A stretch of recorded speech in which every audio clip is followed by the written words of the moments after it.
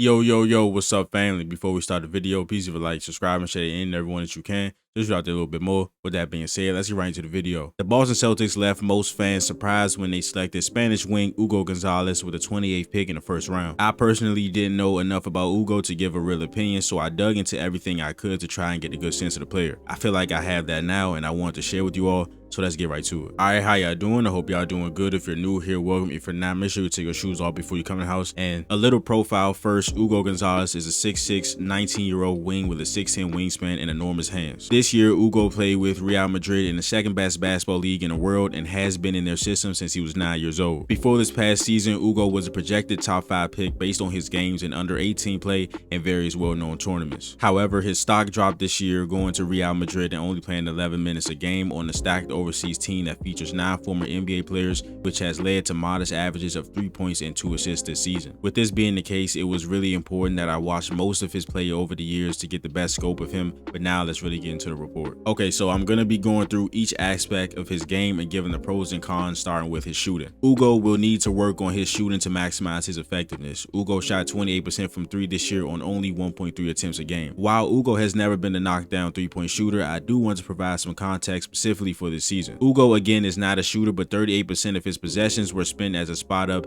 and watching his games in other settings, it is safe to say that he was underutilized and misused on Real Madrid. Also, out of his 88 threes attempted on the year, at least 15 were grenades thrown to him at the end of the shot clock, and when you only shoot about 1 3 a game, that could tank the numbers. Also, sitting in the corner most of the time and being hurried on shots when you finally get in isn't good for rhythm. Again, I'm not saying he's going to be knocked down when he comes here with a better situation, but the numbers this year do not tell the full story. Outside of that, I did see him get rushed on some neutral attempts, but majority of his looks were pretty open and he just didn't hit enough of them. What keeps me encouraged is that he's shown that he can hit some, and his jumper mechanically isn't broken but definitely can be worked on. He's regularly shot about 75 to 80% at the line, and the shot reminds me of Franz Wagner's shooting motion before the shoulder injury. Hugo will need work as a shooter, but with the history of the Celtics being able to improve the shooting of guys like Derek White, Grant Williams, and even Josh Richardson for a short stint, I'm more confident in him doing that here rather than other places. Playmaking wise, I am intrigued by Hugo. I can say for certain that I expect him to at least be a connective piece on offense. He continuously shows the ability to make the right play even if it's a basic one. Occasionally, he can also surprise you with some reads while driving closeouts,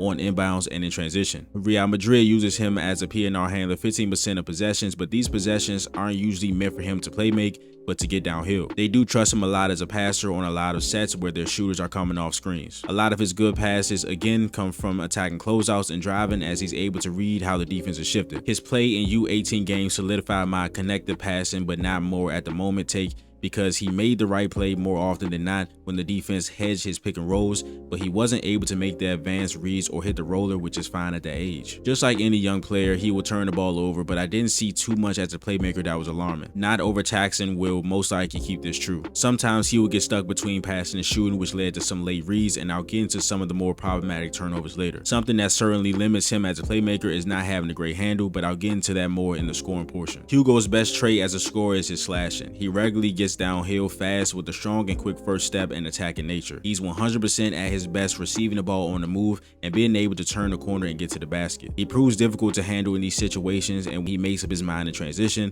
by how often he gets to the line. With Real Madrid, he had a 36% free throw rate, which is above league average, and in all his U18 play where he logged over 20 minutes a game, he averaged just under 5 free throw attempts a game. He also really excels at moving off the ball, specifically as a cutter. This was his most efficient play type this year, but was his least used, which could aid the misused argument. He really shows great instincts in this area, knowing exactly when to sprint to the rim based on where the ball is and how the defense is shifting. Alright, I just want you guys to see in slow-mo like how fast he processes when to cut, right? So here we got side pick and roll. Garuba is gonna not even really screen for it, but he just slips into the short roll. And listen, I tried to pause before he stepped, but I couldn't. The moment the defense slides over to Garuba, these two guys are gonna go over to Garuba. Take one, he's already gone. His first step is already took, right? Garuba gets the ball, makes a nice read, and a dunk by Gonzalez. His feel as a cutter also allows him to be amazing on the offensive glass. Hugo again only plays 11 minutes a game but logs 0.8 offensive rebounds in that short time. The movement patterns he uses to dart to the rim for a putback are very similar to his cutting ones. Brad Stevens mentioned in his post-draft presser after selecting Hugo that he had all the intangibles of a winning player, and when you couple his motor and intensity with the fact that he's an amazing cutter and offensive rebound chaser, I can see why Brad thinks that. He will be perfect for our corner crashes and will average about a putback attempt a game. While I do think Hugo has certain traits to be a good finisher, he absolutely needs to be better at the rim. He's a good, not great athlete, so he's not going to be elevating or dunking over people, but I think it's much bigger than that. Hugo shows the ability to get to the cup really effectively and even shows some Franz type craft on the move with rocker steps, Euro steps, which are his favorite, and high gathers on the way to the rim, but he just doesn't finish them often. And when I was watching his Euro basket stuff, I thought sometimes he would get his steps wrong, resulting in taking off further from the basket, causing wildly harder attempts. So I dug into the Real Madrid stuff a little more, and we might really need to work on his footwork. The most alarming turnovers to me are these travels. I saw him routinely get his steps wrong and I was really confused, because you see him do Euros perfectly, but then see a lot of turnovers trying to get to the rim and on closeouts. I think when he gets to camp and if he's in the G League, they will see his flaws and work tirelessly to hash them out. I'm confident that he can get the footwork down, as it's not like some post work stuff, but the finishing would take more time, as he also has to get used to NBA rim protection without a lot of finishing variety in his game. And this is where I see some of the Franz getting to the rim, right? That's probably a trap, but this is where I see some of the Franz craft when he's getting to the rim. Like, this is a move that I can easily see Franz doing, but Franz will fucking make this shit, right?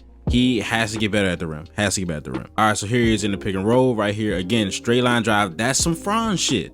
This is some shit that Franz would do. High pickup, but look at where he's taking off from. He's not that athletic. He's athletic, but he's not this athletic. Now, if he's gonna take off from here, he needs to change the type of shot. This can't be a finger roll with a shot blocker right there. This has to be a floater, which he has some good touch on. I've seen a couple of his floaters, and he actually has that in his bag. If you're gonna do this move this far from the basket and take your last step like right inside the dotted line, this has to be a floater. Get the ball up higher over the shot blocker. But again, quick first step, strong first step. He rejects the screen, crosses over, reject, and he does a nice move to get to the cup, but again, the finisher. And lastly, where we will spend most of our time is defense. As far as strengths go, Hugo's motor and intensity on this end is insane. When that intensity is honed in the right way, this is a real help side shot blocker as a low man or tag man in the corner. He also will completely fly out of nowhere sometimes for chase down. His length, motor, and athleticism also allow him to be a good chaser sometimes in the pick and roll and get blocks that way. On the ball, the energy continues as he has some excellent reps of contesting shots with athleticism and that wingspan. That wingspan also allows him to get steals in a variety of ways. The most impressive ones are when he's able to be in help position but still reach over and get a deflection. Being able to defensive play make early would do him wonders, as turning defense into offense for him is a projected strong suit. A Celtics international scout said that the fans will love him because of the Marcus Smart type effort, and that is no lie. Now on to some of the things he needs to work on, and while I love the energy and rather someone be toned down with coaching than to ask for that energy, Hugo is like a frantic energy bunny sometimes, and it leads to very jumpy defensive plays. When he's running all over the place and has to close out, one simple pump fake can send him flying and ruin the defense. I will be drilling some of his control closeout reps to him in film, but it'll take a lot of reps on the court. This is the closeout.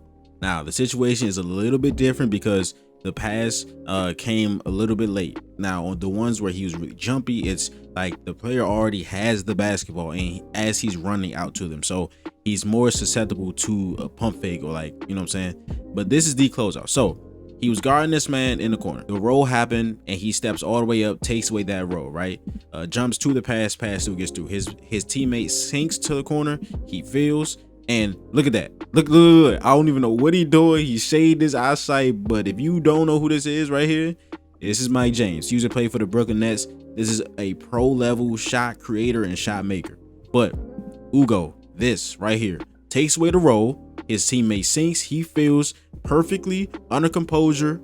No crazy closeout. His hands are going crazy, but that's fine. As long as your feet straight and you're good, that's fine. Then he's still able to stay in front and block the shot. Hugo also needs to work on screen navigation. He gets caught up on ball screens way too often, causing easy penetration. Also, to be fair, Real Madrid provides no help whatsoever and doesn't switch most of the times, but he still needs to work on this. Off the ball, he's either taking the wrong route or just crashing directly into bodies. Now, there are some times where this frantic energy can lead to offensive fouls, but most of the times it leads to a shooter getting wide open look. I think having a guy like Derek White to study and learn from will be helpful in this. This didn't happen too often, but he will get lost sometimes on defense when something isn't immediately garnering his attention. Overall, as of right now, I think Hugo is more of a stock / defensive playmaking guy more than a true on-ball sticky guy because he isn't the greatest lateral mover. I would compare him defensively to Aaron Nesmith if you swap shot blocking for screen navigation as the best skill, which is fine for a 19-year-old. My preferred role for him to start out would be the low man in the corner, so he can be the tagger, potentially flying over for blocks and steals and having the energy to get back to his man if the pass goes there,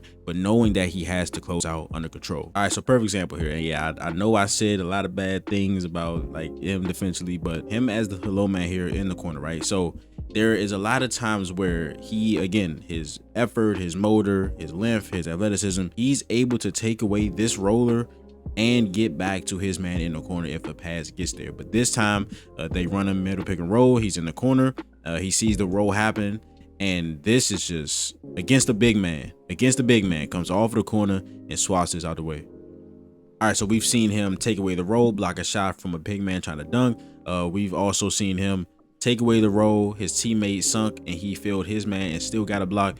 This is also something else that he can do in the corner, right? So you see this post up, their guard is switched onto a taller player. So he's shading over to deter this pass. So you see this guy with the ball, he is primarily looking to get the ball in the post. He's looking at the post this whole time. Now, Hugo does a nice job sliding over, not making that pass easy and having him think twice about passing there. Now, he's doing that. Pass goes to the corner. He's still able to block with those go-go gadget arms. But that is the video. If you enjoyed it, please leave a like, subscribe, and share it in everyone that you can. Just out there a little bit more. Please leave a comment and tell me what you guys think about Hugo Gonzalez. And I will see you guys next video. This is Nick. Peace.